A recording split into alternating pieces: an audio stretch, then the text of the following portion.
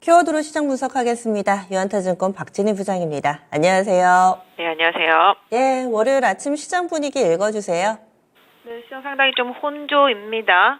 전체적으로 코스닥 같은 경우는 금요일 이후에 오늘 좀 하락세고요. 거래소 좀 반등한 모습입니다만은 또 일부 종목에 국한되어 있는 흐름입니다. 오늘 보시면은 카카오그룹주들하고요. 그다음에 지금 보시면 네이버, 그다음에 아프리카TV 같은 이제 플랫폼 업체들 강세 보여주고 있는 모습이고요. 웹툰 관련주들도 MBT라든지 Y랩 등 강세 보여주고 있는 모습을 보실 수가 있겠습니다. 또한 지금 인공지능 섹터주들 CS 앞두고 상당히 좀 강세입니다. 지난 금요일부터 솔트룩스 급등하고요. 플리토 급등 따라가는 모습 보실 수가 있겠고, 크라우드웍스도 강세 보여주고 마음 AI도 강세 보여주면서 인공지능 섹터 쪽들로 흐름이 이동한 상태에서 반도체 그동안 좀 많이 올랐던 쪽들은 좀 차익 실험 매물들이 좀 나오면서 온 디바이스 관련주들, CXL 관련주들 일부 좀 조정이 좀 들어가는 모습 보실 수가 있겠고, 반대로 네페스하고 네페스 아크, 그다음에 아비코전자 같은 좀 못간 종목들은 좀 강세 보여주고 있습니다. 로봇 쪽에서는 뉴로메카 강세 좀 돋보이는 모습이고요. 지난주 조정 받았던 두산 로보틱스도 좀 반등 나서는 모습 보실 수가 있겠습니다. 자동차는 초반에 좀 강했습니다만 상승폭은 조금씩 줄어드는 모습 보실 수가 있겠습니다. 게임주도 전체적으로 좀 약한 모습이고요. 엔터주도 좀 약세 흐름 이어지고 있는 모습 보실 수가 있겠고요. 그 중에서 넷마블만 혼자 좀 강세 흐름이 좀 눈에 띄고 있는 모습입니다. 첫 번째 키워드부터 확인하겠습니다. 오늘 장에서 가장 두드러지는 부분, 바로 인공지능 관련주의 강세입니다. AI, 클라우드, 인공지능, 할 것 없이 전체적으로 물론 다 묶여있는 종목군이죠.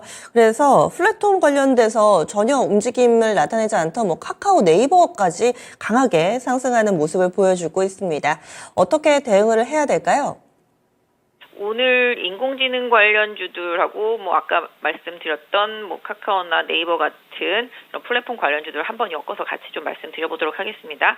일단 인공지능 관련주들은 CS 앞두고요. 그동안 좀 하드웨어적인 부분이 많이 올랐죠. AI 관련해서 아시다시피 온디바이스 관련주들이라든지 HBM, CXL 관련주들 하드웨어 많이 갔고요. 그러다 보니까 상대적으로 장기간 소외되었었던 인공지능 소프트웨어 쪽들로 시장의 흐름이 확 돌아왔습니다. 지난주에도 이 부분은 조금 언급드린 것 같아요. 애플의 XR 기기라든지 이런 부분들이 출시가 되게 되면은 플랫폼이라든지 컨텐츠 이런 부분들이 상당히 좀 중요해지는 그런 상황입니다. 그래서 이런 솔루션 업체들이 상당히 좀 강세를 보일 수밖에 없는 상황인데요. 그 부분이 지금 강하게 연결이 되면서 CS 기대감으로 같이 연동이 되고 있습니다. 특히 갤럭시 인공지능형으로 나오는 이번 제품과 관련해서 최근에 좀 플루토 상당히 좀 강세 보여주고 있는 모습이고요. 지금 솔트룩스도 마찬가지로 연동을 하고 있는 모습 보실 수가 있겠습니다.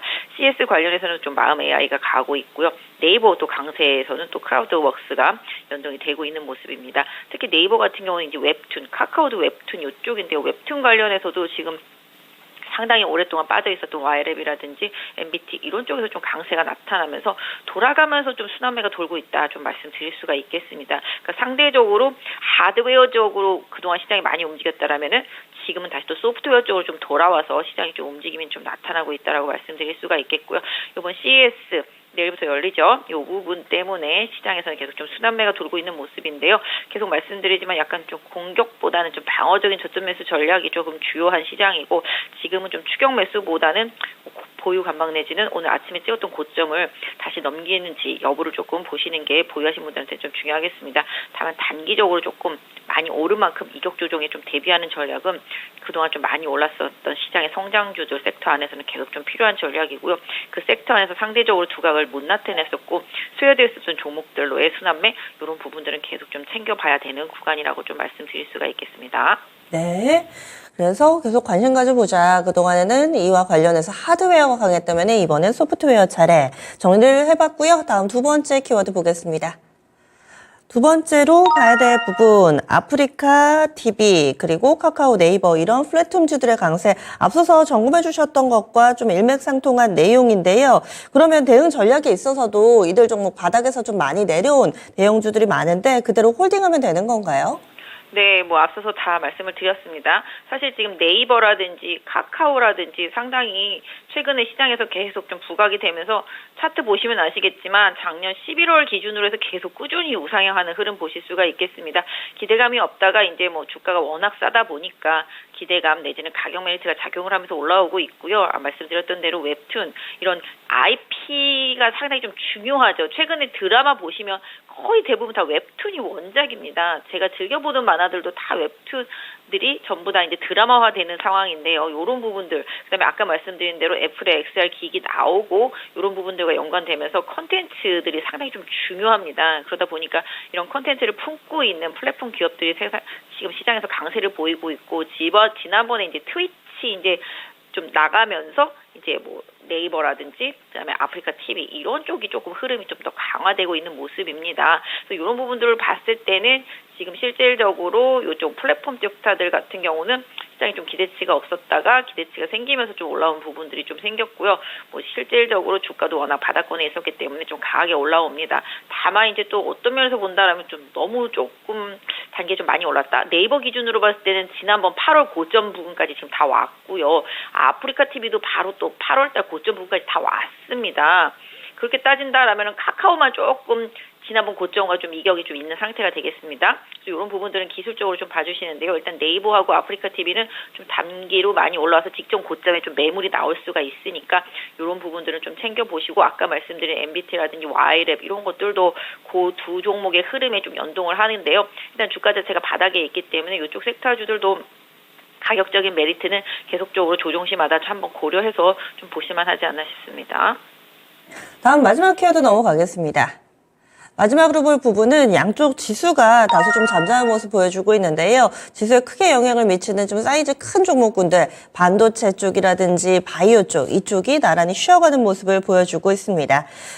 그런 가운데서도 또 종목별로 크게 편차가 벌어져 있어서 이럴 때는 중심을 어디에 둬야 될지 반도체와 제약 바이오 관련된 종목군들, 특히 이번 주에는 대형 이벤트를 앞두고 있어서 수익 내고 계신 분들은 팔고 가야 될지 이런 고민도 좀 하고 계실 텐데요. 답을 주실까요? 네, 맞습니다. 이번 주가 1월 달과 올 상반기 방향성을 가늠해 볼 수 있는 가장 중요한 구간이라고 보시면 좋겠습니다. 이번 주 11일에 미국 CPI 발표 있고요. 그 다음에 또 아시다시피 금통위도 그날 있습니다. 그날 옵션 만기일까지 있고요. 또 9일부터 시작하는 CS, 그 다음에 JP모건 헬스케어 컨퍼런스 연달아 있습니다. 여기서부터 좀 차익실현 매물들이 나올 수가 있는 조건들이 많이 형성이 되고, 또 이제 이번 주에 또 이제 CPI 발표하면서 그 부분도 그동안 이제 지금 보시면 금리를 3월 달 정도의 인하 기대하다가 이제 한 6월 달에 첫 인하가 되지 않겠냐라는 얘기들이 나오면서 그동안 좀 많이 오른 성장주 쪽으로 좀 매도가 나오고 있고요. 그러다 보니까 반도체랑 바이오를 비롯해서 그동안 많이 올랐던 종목들 쪽으로는 순환 조정이 나오고 있습니다. 그렇다고 뭐 다 안 좋은 건 또 아닌 것 같습니다. 오늘 보시면 아까 말씀드렸던 대로 네페스는 네페스 아크, 아르코전자 같은 경우는 좀 반등을 해주고 있는 모습 보실 수가 있겠고, 바이오 쪽에서도 다 조정은 또 아닌 것 같습니다. HLB 쪽들은 또 상당히 좀 강세를 보여주는 모습이 나타나면서 그 안에서도 순환적인 흐름이 좀 나타나고 있습니다. 최근에 좀 조정받았던 의료기기 쪽들도 오늘은 JLK나 뷰노, 루닛 등을 비롯해서 좀 반등을 해주면서 제약바이오 섹터 내에서도 좀 순환매가 돌고 있다 말씀드릴 수 있겠고요. 반도체도 아까 말씀드린 대로입니다. 그러다 보니까 해당 섹터 내에서 조금 시세 내고 좀 약간 에너지 소진이 된 섹터 내에 있는 종목들은 좀 조정이고, 상대적으로 못 오르고 에너지가 조금 나와 있는 종목들은 추가 반등이 나타나고 있고요. 지금 그런 모습들은 지금 로봇에서도 아까 말씀드린 대로 나타나고 있습니다. 뉴로메카가 좀 시세를 내주는 모습 보실 수가 있겠습니다. 또한 뭐 반도체 쪽에서도 그동안 좀 못 갔던 종목들 위주로 하나 머티리얼즈 같은 경우 좀 반등이 나오고 있는 모습이고요. 2차 전지도 한번 봐드린다라면 대형주는 좀 힘든 모습이죠. 에코프로를 비롯해서 LNF, 그다음에 포스코 퓨처엠, 포스코 홀딩스 등 대형주는 좀 힘든 모습 보실 수가 있겠습니다. 반면에 좀 엔캠 같은 경우 좀 잘 버티는 모습이고, 오늘 뭐 무증 때문에 빠졌던 솔루스 첨단도 좀 반등하는 모습 보실 수가 있겠는데요.